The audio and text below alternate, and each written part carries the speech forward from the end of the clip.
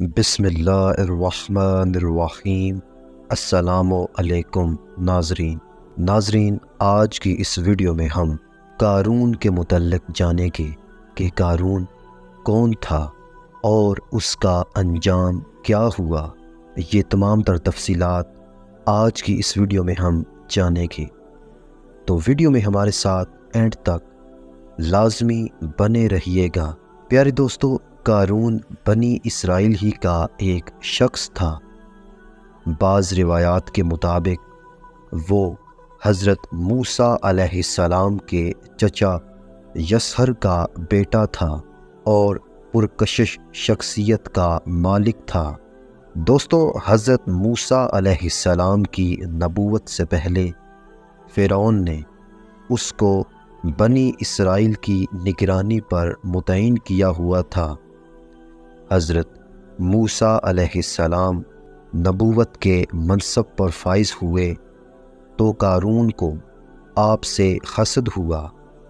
بعض روایات میں ہے کہ اس نے حضرت موسیٰ علیہ السلام سے مطالبہ کیا کہ اسے بھی کوئی منصب دیا جائے، لیکن اللہ تعالیٰ کو یہ منظور نہیں تھا۔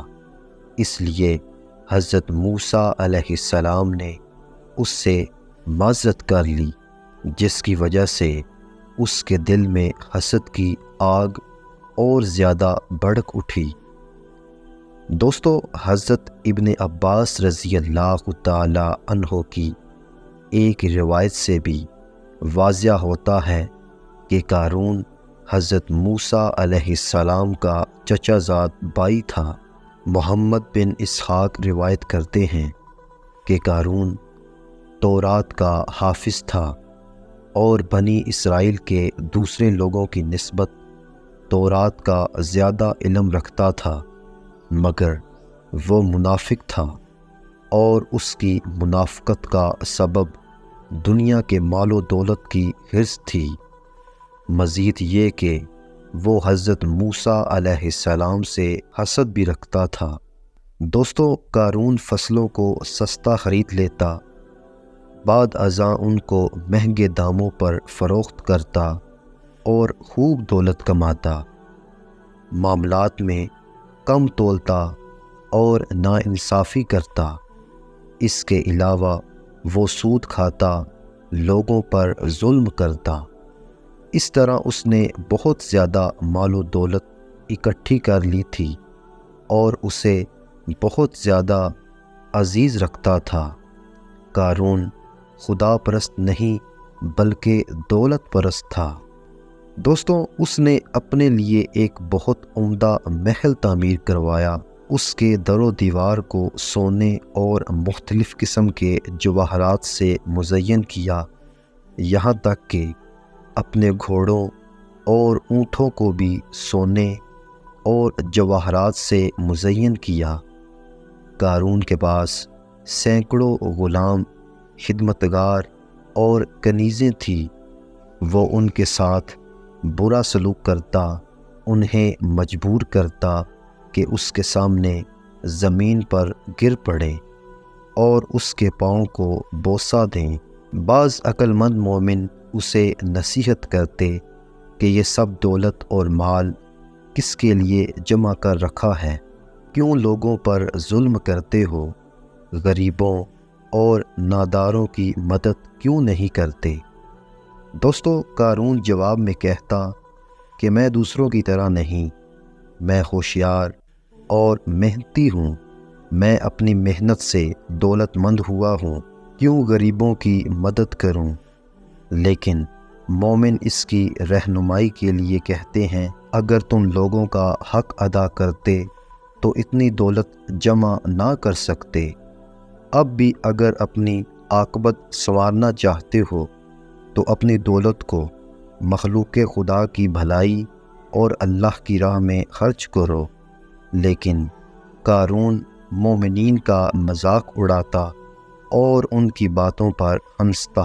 دوستوں، یہ ایک واقعہ ہے کہ قارون موسیٰ علیہ السلام کی قوم کا ایک شخص تھا، پھر وہ اپنی قوم کے خلاف سرکش ہو گیا اور ہم نے اس کو اتنے خزانے دے رکھے تھے کہ ان کی کنجیاں طاقتور آدمیوں کی ایک جماعت مشکل سے اٹھا سکتی۔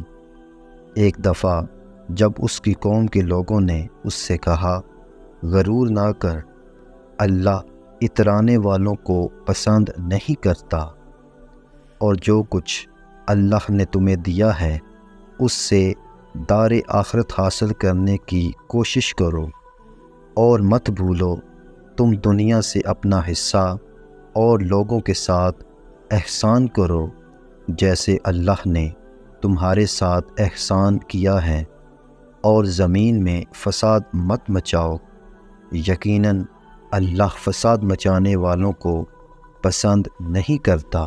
دوستوں، ایک دن کا واقعہ ہے کہ قارون نے بہت عمدہ لباس پہنا اور ایک عمدہ گھوڑے پر سوار ہو کر اپنے محل سے باہر نکلا۔ بہت سے خدمت گزار بھی اس کے ساتھ تھے۔ لوگ قارون کی شان و شوکت کو دیکھنے کے لیے راستے میں کھڑے ہو گئے۔ وہ حسرت سے کہہ رہے تھے کہ قارون کتنا خوش نصیب ہے، کس قدر خوشحال ہے، کس قدر خوش بخت ہے، اے کاش ہم بھی قارون کی طرح ہوتے۔ ایک روز وہ اپنی قوم کے سامنے اپنے پورے ٹھاٹھ میں نکلا۔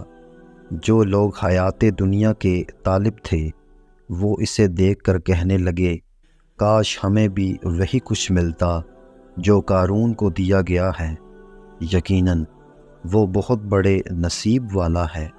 دوستوں، سمجھدار مومنین نے ایسے لوگوں کو سمجھایا۔ انہوں نے کہا کہ سعادت اور خوش بختی دولت میں نہیں، ایک ظالم انسان کا کیوں اتنا احترام کرتے ہو؟ وہ احترام کے قابل نہیں، کیونکہ اس نے یہ ساری دولت فریب اور ناانصافی سے کمائی ہے۔ وہ سعادت مند نہیں۔ مگر جو لوگ علم رکھنے والے تھے وہ کہنے لگے، افسوس تمہارے حال پر، اللہ کا ثواب بہتر ہے اس شخص کے لیے جو ایمان لائے اور نیک عمل کرے، اور یہ دولت نہیں ملتی مگر صبر کرنے والوں کو۔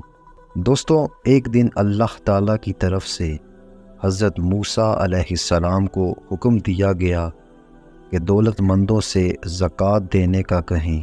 ایک دن اللہ تعالیٰ کی طرف سے حضرت موسیٰ علیہ السلام نے اللہ کا حکم اس زمانے کے دولت مندوں کو سنایا۔ قارون سے بھی کہا گیا کہ اپنے مال کی زکوٰۃ دے۔ اس سے قارون بہت خفا ہوا۔ وہ سخت لہجے میں حضرت موسیٰ علیہ السلام سے کہنے لگا کہ زکوٰۃ کیا چیز ہے، کس وجہ سے اپنی دولت غریبوں کو دوں؟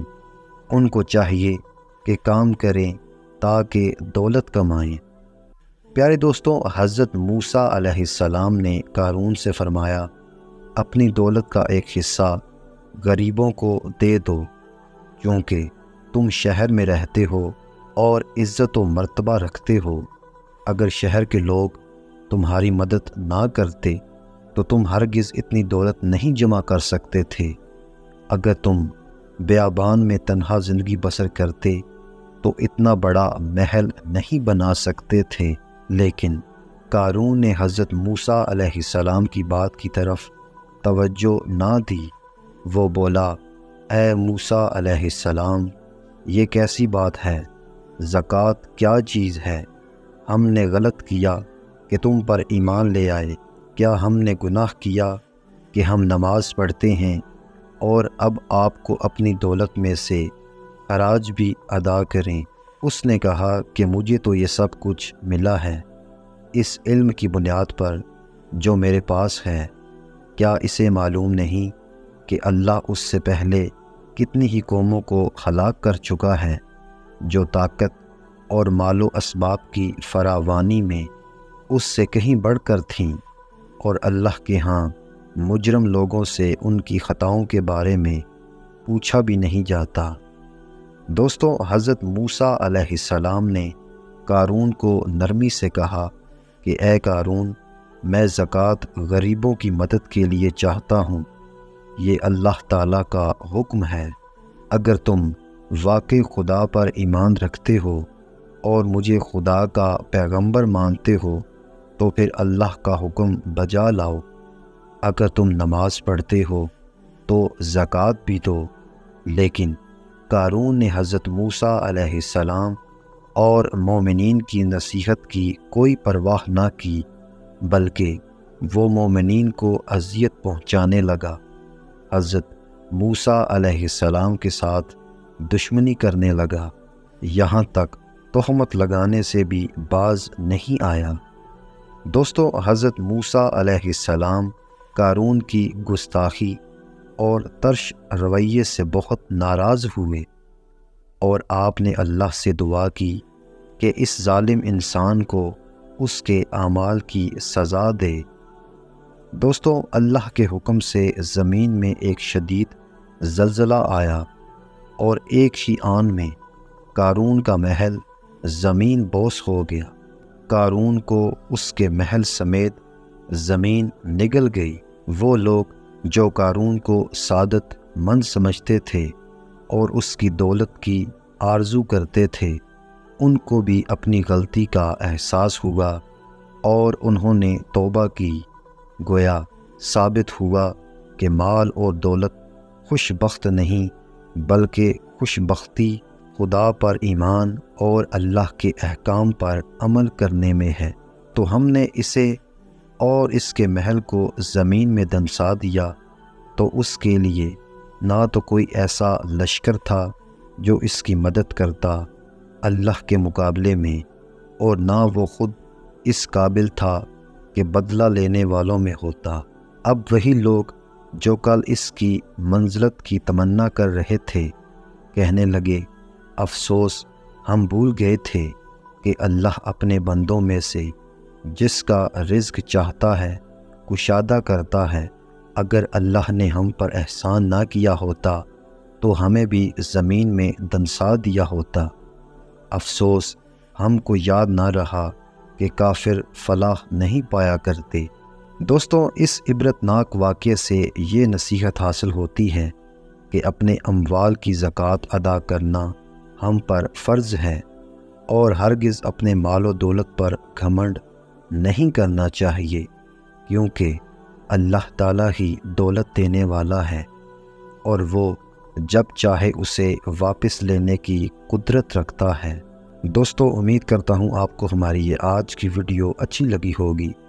ویڈیو اچھی لگی ہو تو اس ویڈیو کو لائک کیجئے اور ہمارے چینل کو لازمی سے سبسکرائب کیجئے۔